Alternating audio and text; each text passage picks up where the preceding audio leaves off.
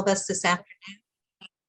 I want to thank you for your time. And if you could just wait for just another moment or two, some people are still coming off the main session, so we want to give them a moment to come in. If you do have a moment, make sure you're on mute if you're in the Zoom version of this call, and otherwise, if you are and if you are on the Zoom too, please feel free to put your name in if you're comfortable. And just a reminder that this meeting is being recorded. So people will have access to this afterwards if you can't stay for the whole time.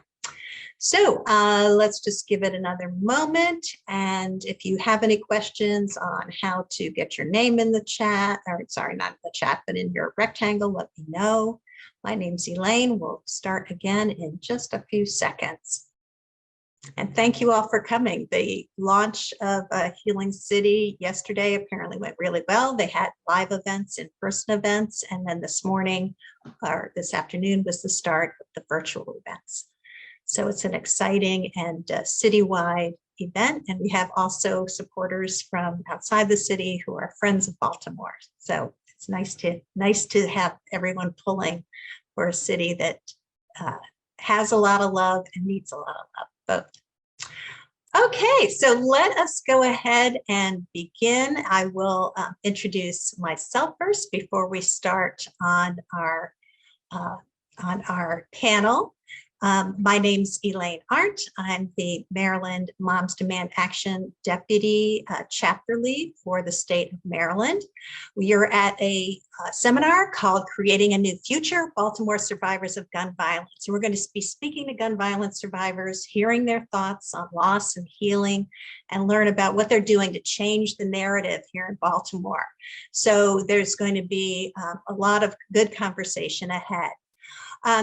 All of these, just so you know, you may not be familiar with Moms Demand Action for Gun Sense in America. It's a national grassroots movement of Americans fighting for public safety measures to protect people from gun violence.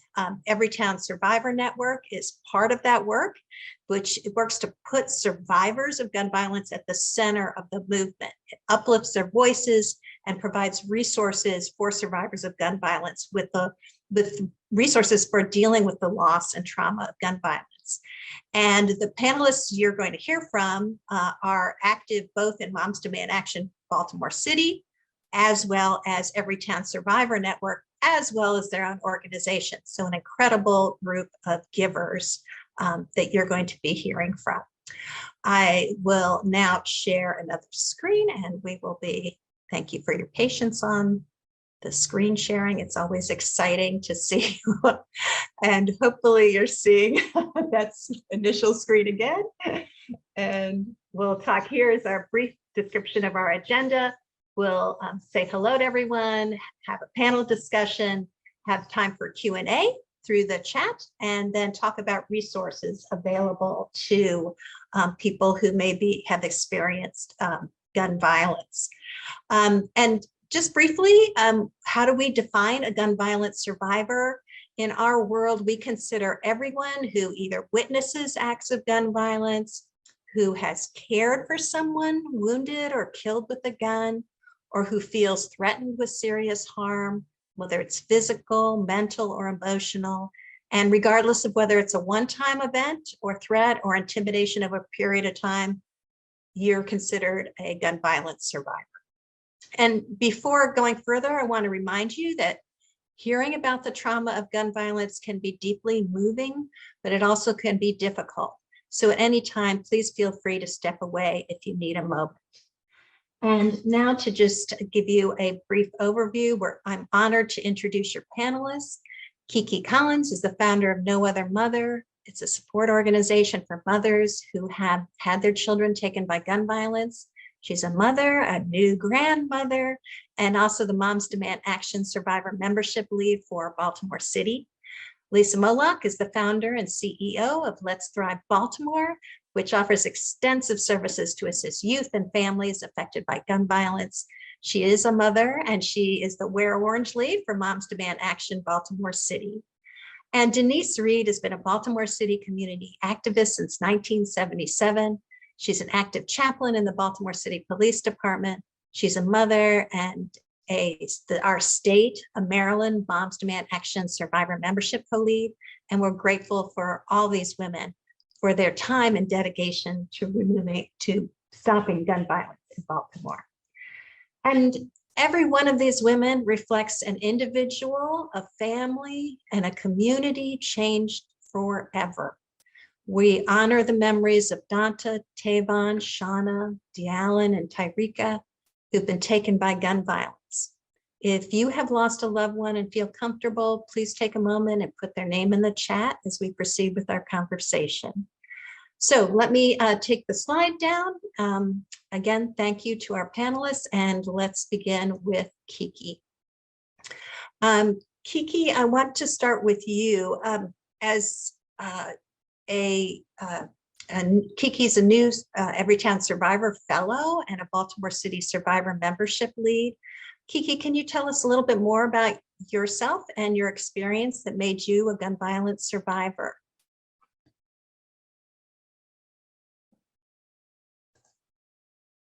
Oh, I'm sorry, can't hear you, Kiki.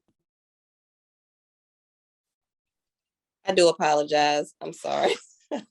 My name is Kiki Collins, and July 31st, 2016, my son, Dante Collins, who was 22, was murdered in Glen Burnie.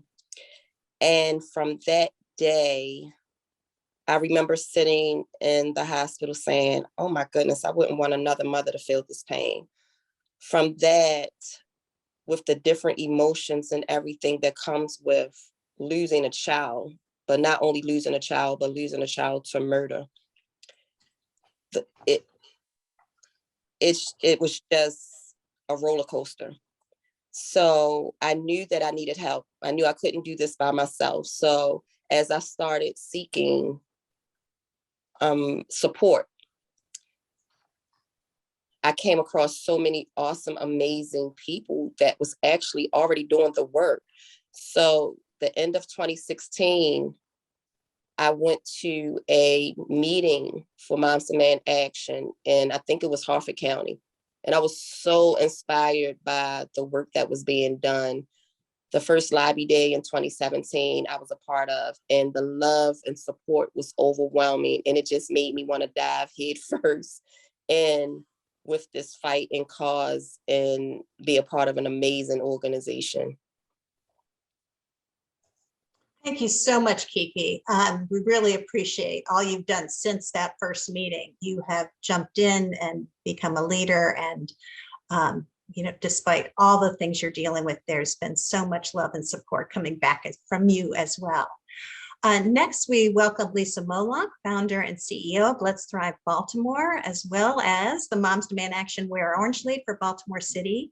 Lisa, please also tell us about yourself and what experience introduced you to this work. So I'm Lisa Moloch, and I have actually been impacted by gun violence directly and indirectly. When I was 16 years old, I was a victim of human trafficking, and I actually had to jump out of a third-story window to prevent myself from being shot. Following that incident, I've also had several incidents where I could have been shot. In 2013, I lost my goddaughter to gun violence in a triple homicide. In 2016, I lost the love of my life of over 17 years to gun violence. And then in 2020, in the middle of a pandemic, I lost my niece to gun violence. So in 2016, I just knew that there was something that I was yearning to do to help me to heal from this traumatic experience. And that's when I began Let's Thrive Baltimore.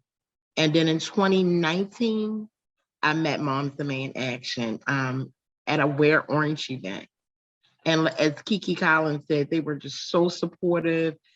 They just wrapped their arms around, they were showing up to everything, like just helping out so much.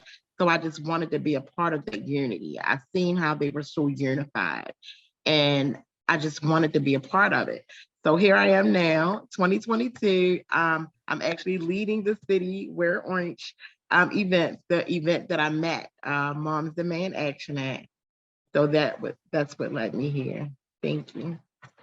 Thank you, Lisa. What a full circle moment, isn't it, to do that? It's an incredible demonstration of how you have not only survived, it isn't just basic survival, but actually thrived and helped other people thrive. And I think that is a tremendous testimony to your spirit and the support around you as well, and what makes me so excited to be in this city. So thank you again.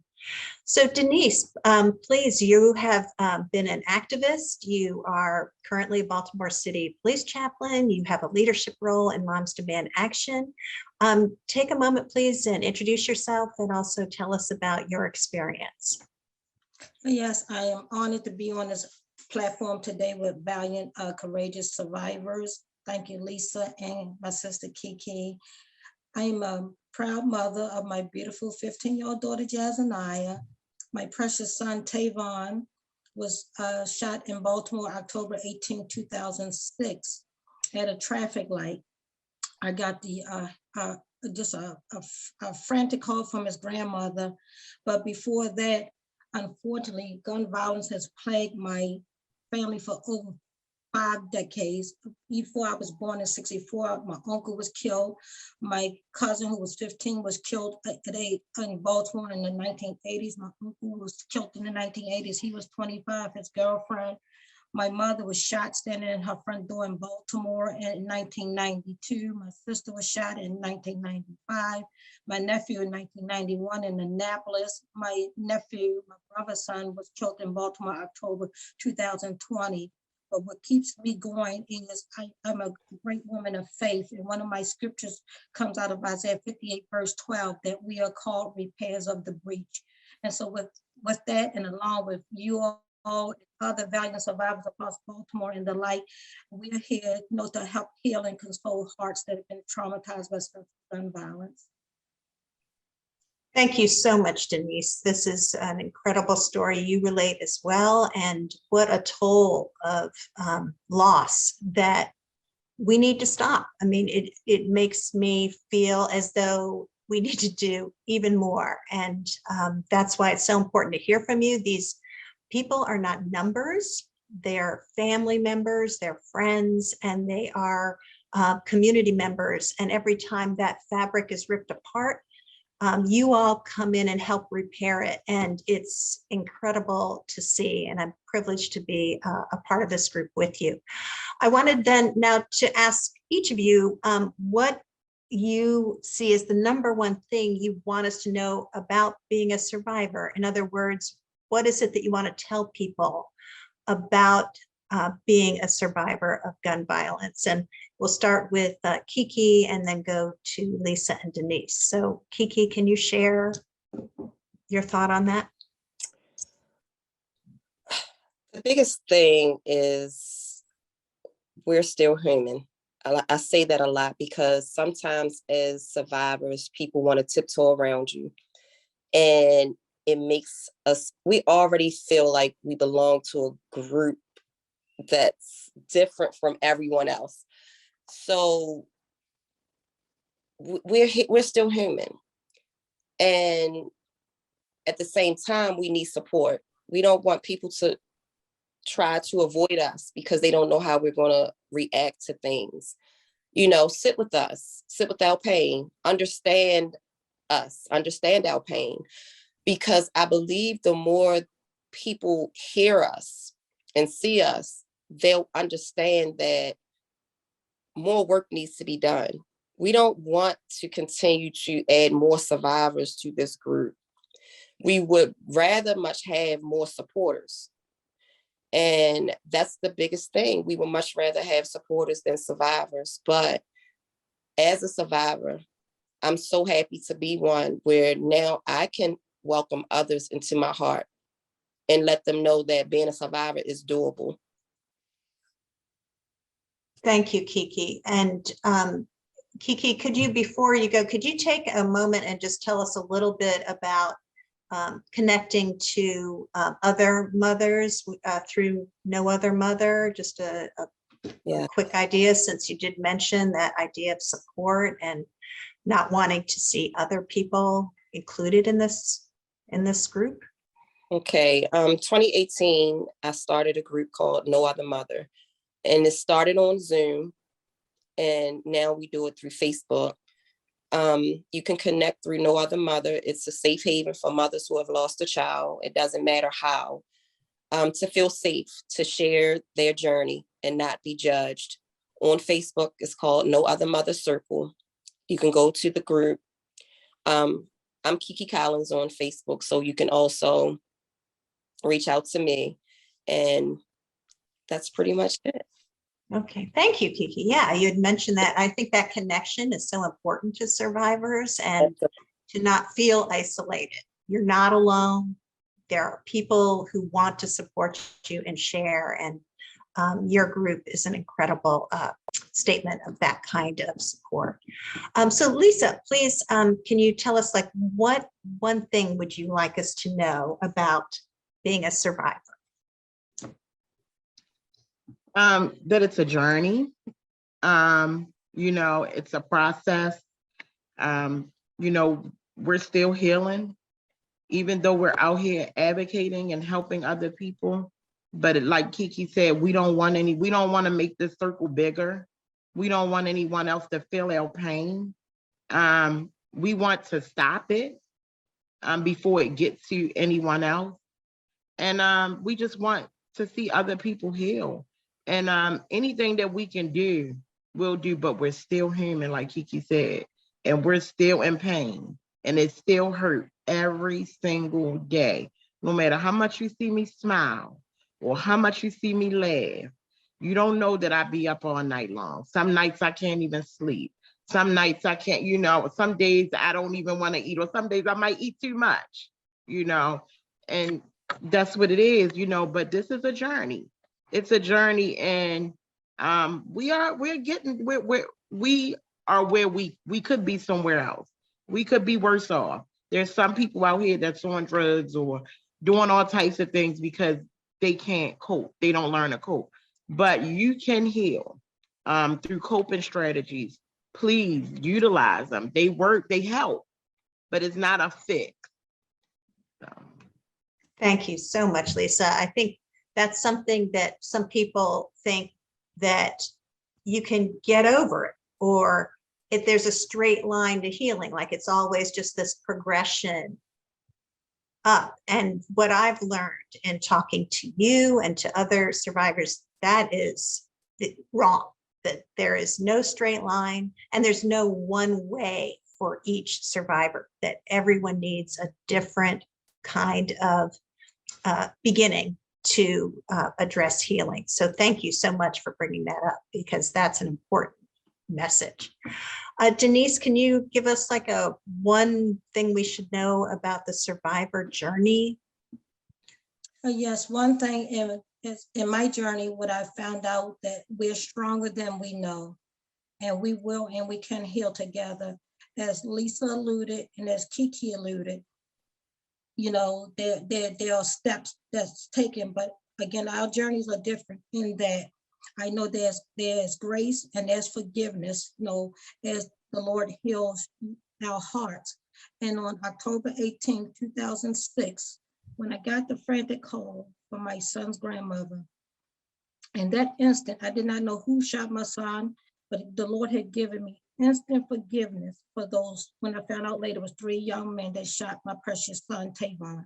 But I know as time goes on, there is healing and there's forgiveness and there's grace for the perpetrators. Thank you, Denise. Yeah, addressing your own heart and feelings is so difficult to do. And, that moment of your connection is really incredible to hear about. So thank you for sharing that. I want to go back to Lisa for a moment. Lisa, you talked about the journey. You also help youth in addressing their own journeys through this process. Tell us what drew you to working with youth specifically and what kind of things your organization does? Absolutely. Thank you for asking that question. So when I was a teenager, I didn't have anyone that I could go to or that I can trust. So I first and foremost, I try to be that a trusted adult that I needed when I was their age. And also my love of my life, he left my son and other children behind. My goddaughter left children behind. So it was like, we have to do something for them. We actually kind of started it off. It was just a poetry event, and 40 children came out. 40 children that lost their parents. Parents came out that lost their children. And when they came out, and all of the parents was like, thank you, Lisa, for doing this. Thank you for starting this program. And I was like, whoa, what program? It was just a poetry event. But when I seen them kids and the way they just hugged each other and they wrapped their arms around each other and the parents were hugging the children that they didn't even know, it was like, whoa, I have to do something. I have to keep this together. And without a dollar, without a cent, without anything, I just began meeting with them every Friday. And that's how Let's Thrive Baltimore started. Now we have committees, we have young people, the same young people that started with us is still with us today running the program. Running committees. The Gun Violence Awareness and Prevention Committee that teaches conflict resolution. You know, we have the Dating Violence Committee and the Landscaping Committee, because we bring healing through cleaning up the community, you know, crime prevention through environmental design. So we have all of these committees that work together for one goal, and that's to help us to end violence in Baltimore. I think that this is so amazing. The youth need more leadership opportunities that are done in a guided and loving way, and providing that is so meaningful. And I love the way all of a sudden you had an organization. I'd never heard that before. And it's sort of like we have that expression that you build the plane while it's in the air. And that's exactly what you do every day. It's like you're flying this jet, and it's just a high-powered jet, and you just keep adding the parts and coming out with the screwdrivers and, you know, all the things you need, and they're coming from all directions. And you know, sometimes the plane will wobble, but you get it righted again. And so thank you for doing that work. That's an incredible description of I just want to say one more thing. I didn't ask for this, okay? Yes. I really have to say that I did not ask for this, did not have any plans. That was not in my goals and my life goals. I just want to say that.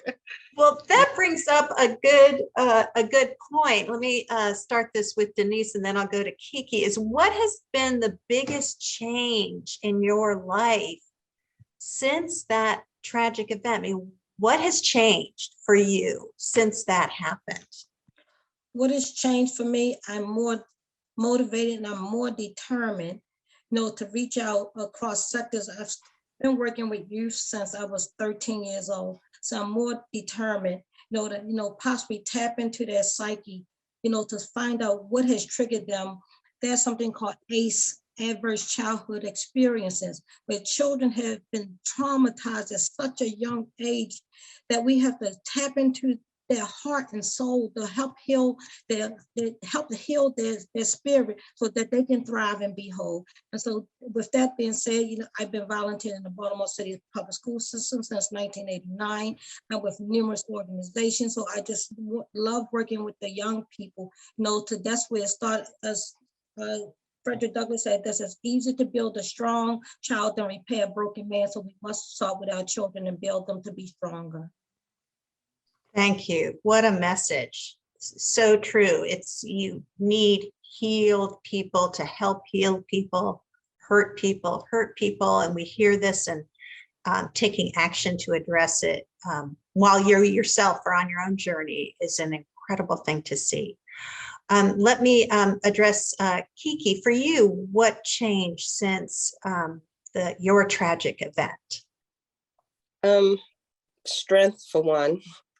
Sometimes I dislike that word strong, but definitely I've I've strengthened, you know, the strategy has strengthened so many parts of my life that I was unsure of, or I just didn't see. I never saw me being able to be that person that can accept someone that's broken at that moment. And the words that come out my mouth sometimes, it amazes me. It amazes me the trust that people put in me. I've always been trustworthy to a certain degree, you know, but they trust me with their pain. And just to be that person, I never thought that I would be that person at all. But so many people depend on me. So it helps make me stand up a little taller. It helps make me believe more in myself, because if this many people believe in me, at some point you have to believe in yourself. So it just helped really strengthen me. It helped me to stand a little taller. It made my voice more louder. You know, what I'm passionate about, I'm so passionate about. I go so hard for my moms. I feel like I love what Lisa do. Oh my goodness, because the youth is what's coming up. Like, they are our future. But as for me, I always looked at the moms like, the mothers still have to be a mother at the end of the day to their remaining children. They still have to be a wife or a girlfriend. They still have to be so much in the community, whether they have experienced the loss of a child or not. We uphold so much as women. And I felt like if we get a group of women together that can help nurture and love and encourage and support, then the household will be more harmonious, and the kids will be able to get that love that's needed on top of what Lisa is doing and all these, you know, everything else, it all comes together. So that's the biggest thing. And I'm just so fortunate. I don't like that I had to get to this point because of the death of my child, but I am so happy that I'm not using it in vain at all. I'm so happy that something great will come of this. Something great is already happening, but I know I haven't tapped into my fullest potential. But the biggest thing is just being that giant that people need at their lowest. And we are so grateful for you for doing this and pursuing this, and just being a part of the connective tissue that we all rely on one time or another. It's so interesting. Sometimes we're the strong pillar, and sometimes we need a pillar. And Yeah. it's so good to know that, you know, you're out there, that there's other mothers and others that want to, you know, blend that positive energy. And Yeah. so thank you for expressing that so much better than I did. Is of the puzzle, and that's why one person or one organization can't do it. It takes a multitude of people and organizations to make it all work. So this is what this is, you know. That's why our voices have to continue to be heard. Yes, absolutely. Let me ask one more question, and then we have some questions in the chat too. So, Lisa, what can people do to help the people who are not necessarily gun violence survivors directly, but who want to be allies and supporters? What is it you see as a need that people who have that energy can do in this space? Absolutely. That's an amazing question. Thank you. So mentors, like our young people, they need more mentors that can work with them one-on-one. The group activities and the mentors that's doing one-on-one, you know, it's so many young people that we can reach if we can provide more mentors. Technical assistance, like for no other mothers, what Kiki is doing it. Let's try Baltimore, what I'm doing. And they small organizations that in the community, boots on the ground, we need help with technical assistance. If people can help us with things like that, you know, help us develop a curricula, things that you can help with, that we doing the work, but we just need that extra help and support. It doesn't have to be financial all the time. A lot of times it could be just your skill that you have, that you can, if you have a couple hours a month that you can provide that skill, that would be very effective in helping grassroots organizations as ourselves. Thank you. Incredible list. I mean, and I think people can help you for an hour, or people can help you for a day. And I think that's what people think, that they have to be all in all the time. And it's like, no, we know we can't do it all. And so that's that many hands make light work. So thank you for pointing that out. Denise, let me go to you. What do you see as a way that people can help or assist or support in some of the activities that you do, or what you see as some needs? One of my loves is volunteering in the school system, even just, working with the teachers, encouraging the young people, because in this era, they come with so much heaviness and so much burdens. And what I found out, just listening, and your ministry of presence is everything. I'm fortunate to do an outreach, a food program, my mate and I, and just sometimes just taking people food and letting them know that they matter. And, just letting people know they can't pick up a phone and just say, I'm thinking of you, send them a card. And I found out just, you letting someone know you care. People have even, shared with me that they wanted to commit suicide. So you just never know, just picking up a phone, showing up somewhere. And what I do, I always, smile. When a smile will do more than you can ever imagine, just smiling at people. I was at the Sam's Club a couple weeks ago, and it's a woman, she was a little frantic with the child she was with, and he was hungry. And, I said, ma'am, would it be okay if I, bless you? Because I want to seem that she didn't have, any money. And just the whole look on her face was a look of shock, but just appreciation, and so, I don't, know all the answers, but I know that show love and show that you care would do miles for a person's heart. Oh, I love that. Just one person at a time can change all those ripple effects from that person having just a moment where someone cared, and now she can share that care to her child, and that child can be, interact more successfully with the world. That kind of ripple effect is just so deep and meaningful. Thank you again for sharing that. So let me turn, Kiki, any thoughts on one thing that, or some things that a person who wants to be a good ally can do? I love what Lisa said. Thank you so much. I love what she said. Sometimes it's what you have in you, not always your pocket. Now, the financial part, trust me, it takes that to keep this going, unfortunately, but if you're a therapist, you can come on and help the moms. If you have a space, that'll be great for us to come to. If you are creative and can help make something in memory of the loved ones, or whatever you have, tap into that sometimes. And maybe one day you could say, oh, well, I do this. Let me invite them out to a spa. I have this, different things just help to feed the mind, the body, and the soul. It doesn't always have to be the money. It could be what you have in your possession at that time.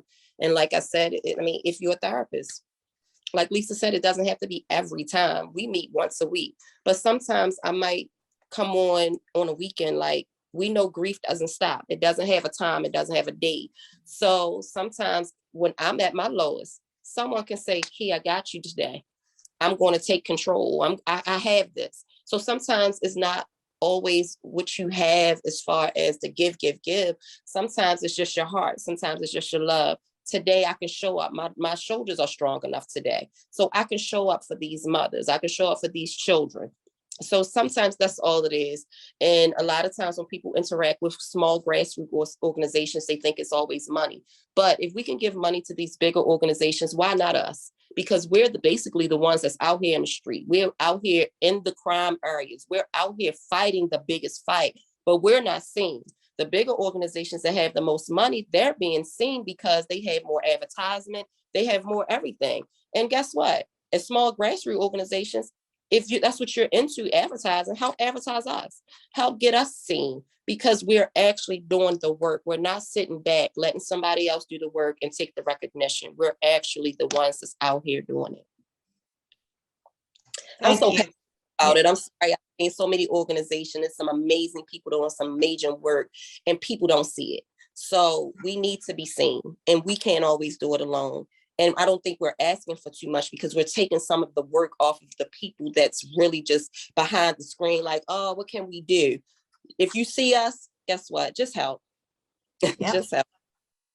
Fabulous. And that reminds me that there's just uplifting the voices of the people who are doing the work, either through social media or through talking to your friends, or just getting the word out about what's going on, because I see all that work. I don't see all of it. I see a tenth of what the work is going on that you're doing and that so many other community partners are doing.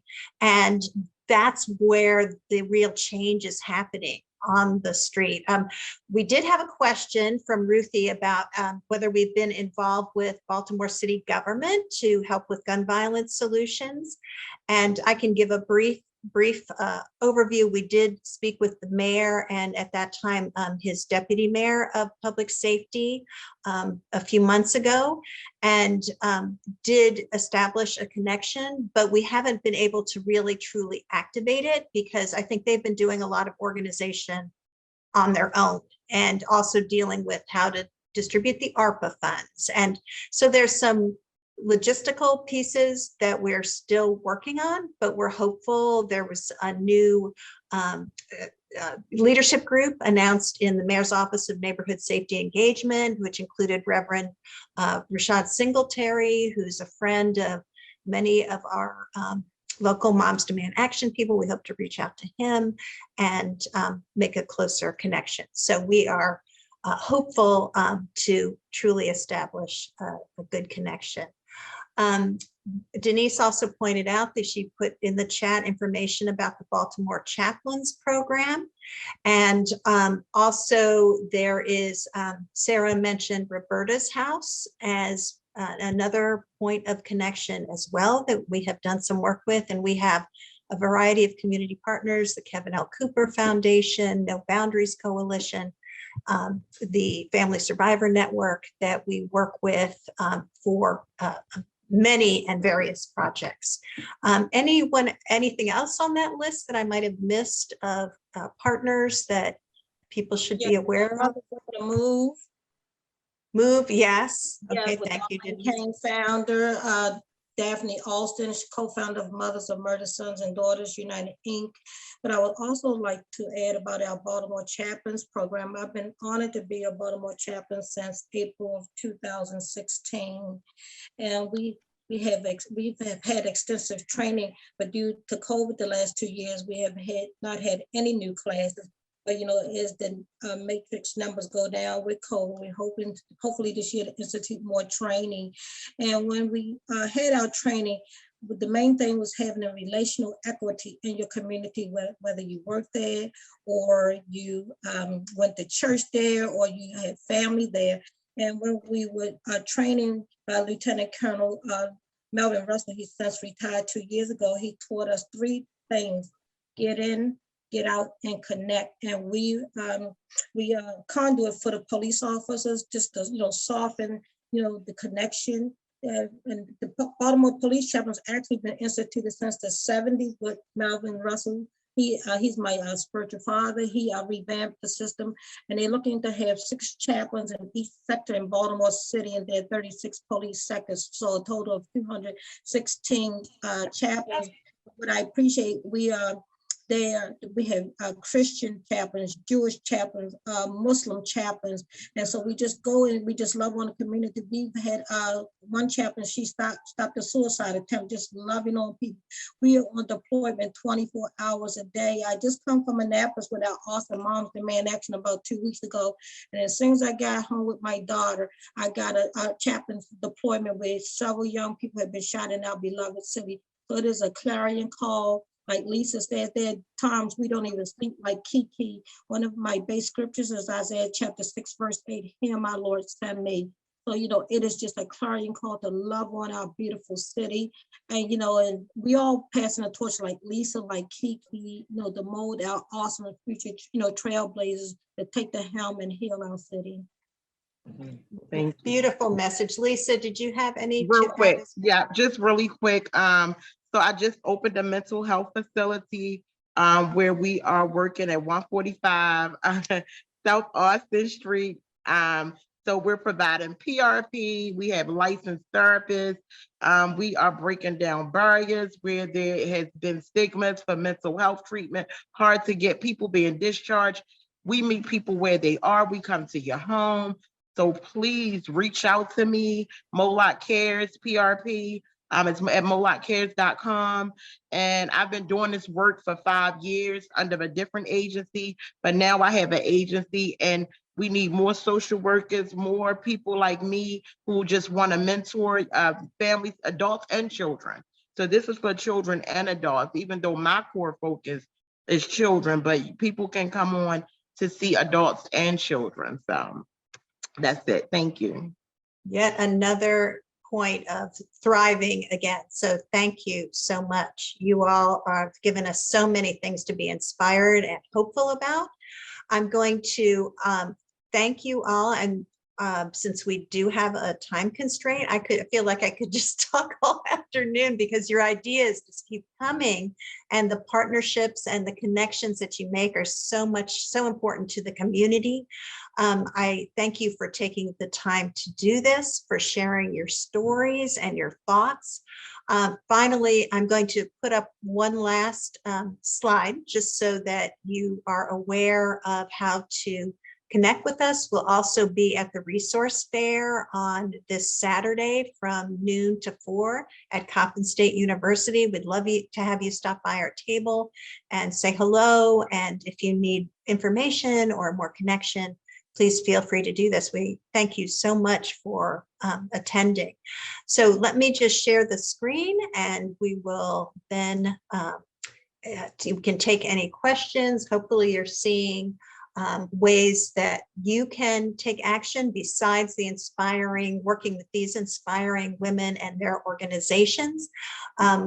Moms Demand Action works on city gun violence prevention, suicide prevention, school safety, and Denise mentioned the legislative action, where we're trying at this moment seeking to ban ghost guns in the state of Maryland, which is absolutely vital to the survival of so many neighborhoods.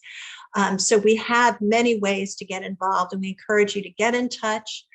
You can go to momsdemandaction.org and click on events, and that will allow you to come and see what we do. And you don't have to take on more than you can chew. We absolutely, as Lisa had mentioned, you can do things in small bites and make a big difference. And also, as Kiki mentioned, sometimes it's just nice to connect, to have the connection to the broader community as we keep each other going, and we'd love to have you to be part of that. So there's many opportunities for events coming up right in March, and hope you can participate. So we want to say thank you again for your time, for being with us today. We hope to see you. Oh, and one more thing, if you are a survivor of gun violence and would like to get more information about resources and support available, please just text survivor to 64433, and you'll be connected with someone who will assist. So thank you again to Lisa Moloch, Kiki Collins, Denise Reed for an incredible, once again, statement of strength, support, and love, most that came through every single one of your statements. Love for the city, love for each other, and love for your community. So thank you again, and we wish everyone a safe and prosperous day. Thank you. Love you, Terry.